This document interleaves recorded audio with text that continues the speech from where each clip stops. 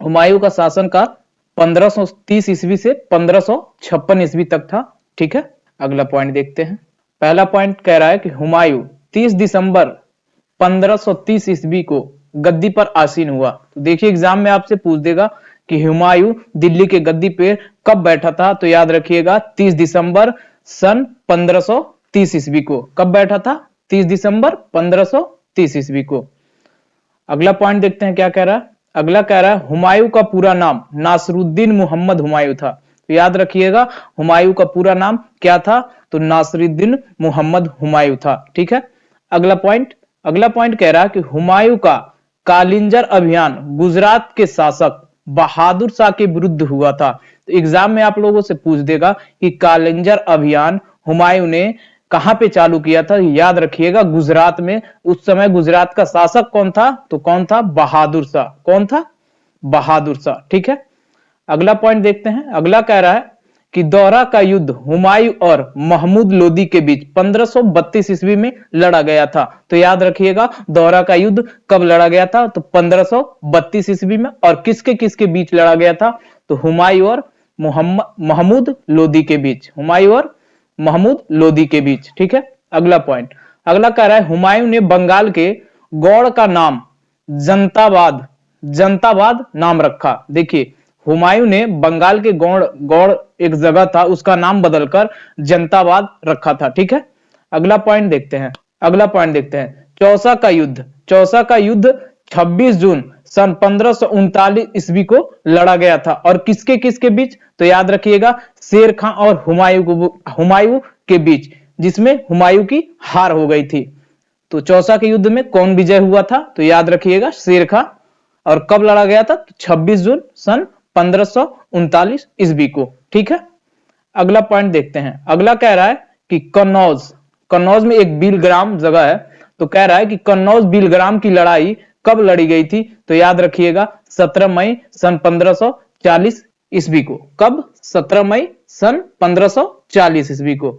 अगला पॉइंट देखते हैं। अगला कह रहा है हुमायूं की पत्नी का नाम हमीदा बानू बेगम था। देखिए हुमायूं की पत्नी ये थी, इनका नाम था हमीदा बानू बेगम। ठीक है, अगला पॉइंट कह रहा है हुमायूं ने लाहौर पर 1555 ईस्वी में कब्जा किया था। तो याद रखिएगा हुमायूं लाहौर पर कब कब्जा किया था? तो याद रखिएगा 1555 ईस्वी में। अगला कह रहा है सरहिंद का युद्ध जून 1555 ईस्वी में हुआ था। तो याद रखिएगा सरहिंद का युद्ध कब लड़ा गया था? तो 1555 ईस्वी में।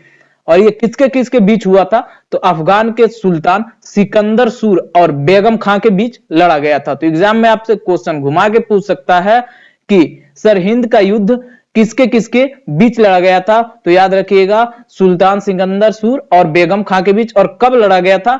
तो 1555 ईस्वी को। ठीक है, अगला पॉइंट देखते हैं। अगला कह रहा हुमायूं दोबारा दिल्ली की गद्दी पर 26 जुलाई सन 1555 ईस्वी में आसीन हुआ था। तो यहां पे भी आप लोगों से क्वेश्चन घुमा के पूछ सकता है कि हुमायूं दिल्ली की गद्दी पर दोबारा कब आसीन हुआ था? तो याद आपको क्या रखना है? 23 जुलाई सन 1555 ईस्वी। ठीक है, अगला पॉइंट देखते हैं। अगला कह रहा है हुमायूं के पुस्तकालय का नाम शेर मंडल था। तो याद रखिएगा हुमायूं के पुस्तकालय का क्या नाम था? शेर मंडल। या एग्जाम में आपसे ऐसे पूछ देगा शेर मंडल जो है, शेर मंडल किस चीज से संबंधित है? तो याद रखिएगा किस चीज से है? पुस्तकालय। किस चीज से है? पुस्तकालय से। ठीक है, अगला पॉइंट देखते हैं। अगला कह रहा है दिल्ली में मदरसा बेगम विद्यालय खुलवाया था। तो याद रखिएगा दिल्ली में मदरसा बेगम विद्यालय किसने खुलवाया था? तो हुमायूं। किसने? हुमायूं। अगला पॉइंट क्या कह रहा है? अगला कह रहा है हुमायूं की मृत्यु जनवरी 1556 ईस्वी में हुई थी। तो याद रखना है यहां पे कि हुमायूं की मृत्यु कब हुई थी? तो जनवरी 1556 ईस्वी में। ठीक है, अगला पॉइंट देखते हैं। अगला कह रहा है हुमायूं को इंसाने कामिल के नाम से भी जाना जाता था। तो एग्जाम में पूछ देगा इंसाने कामिल के नाम से किसको जाना जाता था? आपका जवाब क्या होगा? हुमायूं। क्या होगा? हुमायूं। तो बस आज के लिए इतना रखते हैं, मिलते हैं अगले क्लास में। अगला हम लोग स्टार्ट करेंगे क्या? शेरशाह सूरी। शेरशाह सूरी के बारे में हम लोग पढ़ेंगे। शेरशाह सूरी का शासनकाल कब से कब तक था और उसके इतिहास के बारे में। देखिए हुमायूं में इतने ही महत्वपूर्ण क्वेश्चन बने जो मैं आप लोगों के सामने लेके आया। अगर अगर किसी स्टूडेंट को लगता है कि हुमायूं से कुछ प्रश्न बाकी हैं तो वो कमेंट सेक्शन में जरूर कमेंट करे, ठीक है। तो जो लोग इस चैनल पे नए हैं तो प्लीज चैनल को लाइक और सब्सक्राइब कर दे, ताकि मेरे अगला क्लास जब भी अपलोड करूं तो आप लोगों को मेरा नोटिफिकेशन मिल सके, ठीक है।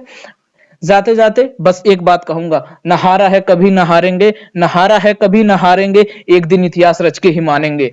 धन्यवाद।